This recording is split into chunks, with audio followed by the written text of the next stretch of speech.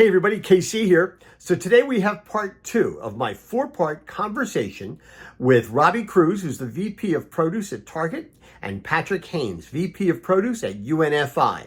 The conversation was conducted on stage at last week's Organic Produce Summit in Monterey, California. Terrific show, as I've said over and over.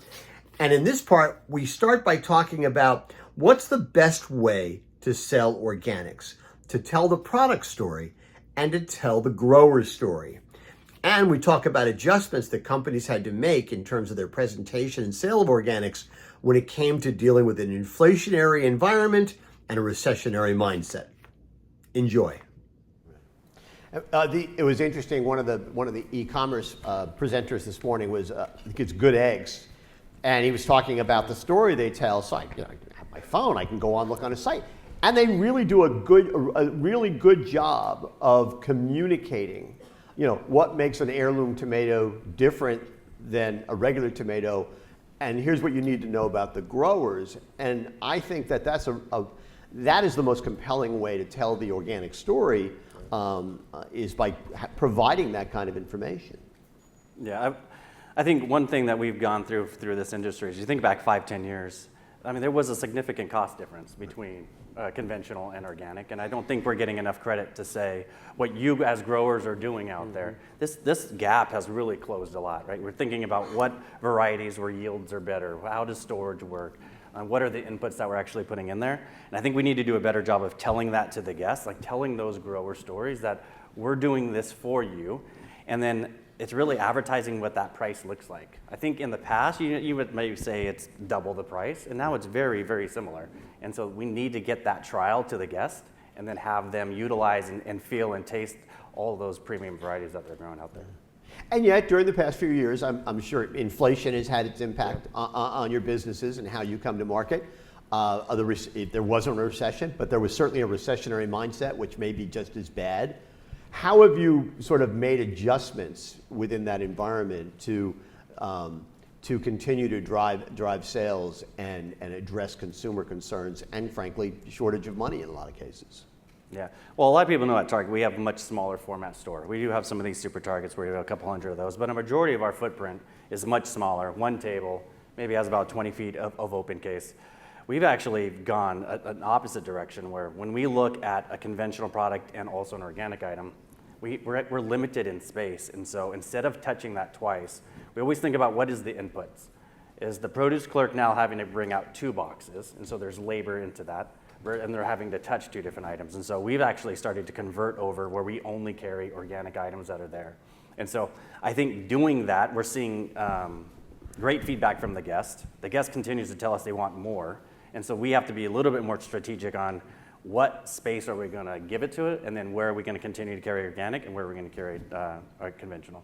It's interesting because in a lot of ways, when you present the 2 items, you do you create a choice that you don't necessarily have to, and maybe even create some confusion or uncertainty in the mind of the consumer. But if you only present one organic, you're actually you're shaping their decision in a way that maybe makes a lot more sense. A lot of people would say though is truly from its cost, right? So people would say the reason why is it's going to be cost. But if you think about the inputs of labor, think about the inputs of shrink, think about how many times we have to touch it, then that's actually paying for the offset of that organic versus conventional. And so now you are about making, so your variable profit at the end of the day is just as much as you were making on conventional, because now we're only touching it once, and now we're turning the product faster in our stores. Yeah, I think you might have the ability to do that in some select stores, some select markets, et cetera. With a real conventional retailer, I think they have to be careful on that, and to be able to, especially in today's times, to be sure that their customer is getting communicated well the value of what's being out there.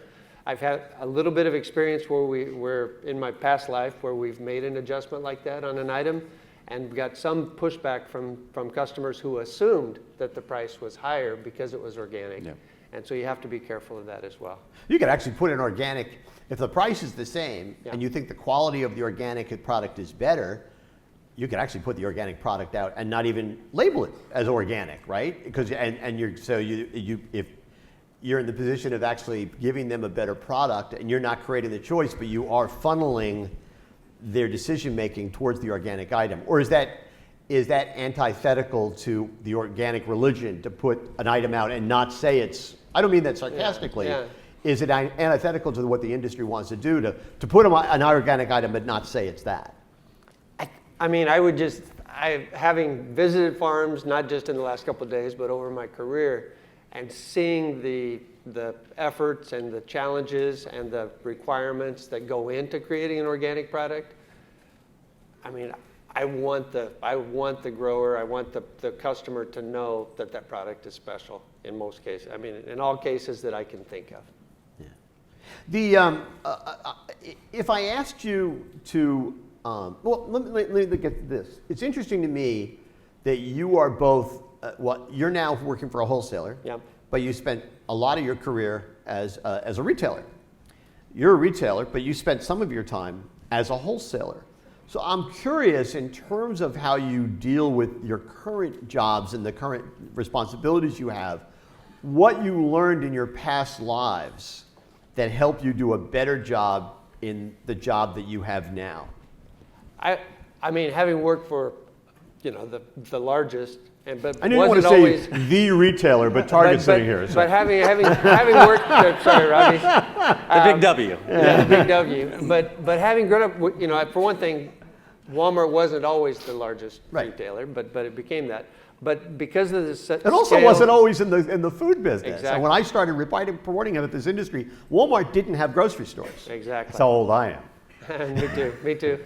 So, but with respect to that, the thing that I think that I learned most is that things are possible. You can make change. You can activate things that some people in the industry, because of their position that they've had historically, think, well, that's just the way it is. And I'm just a participant in this big machine. But coming from Walmart, where I did, we had the idea that things can change. I don't think it's only because Walmart was very large, but it was just more of a mindset. And so coming to UNFI, I have a very good sense of listening to the people and helping them execute on ideas they've had, but maybe never felt the full voice that we could make it happen.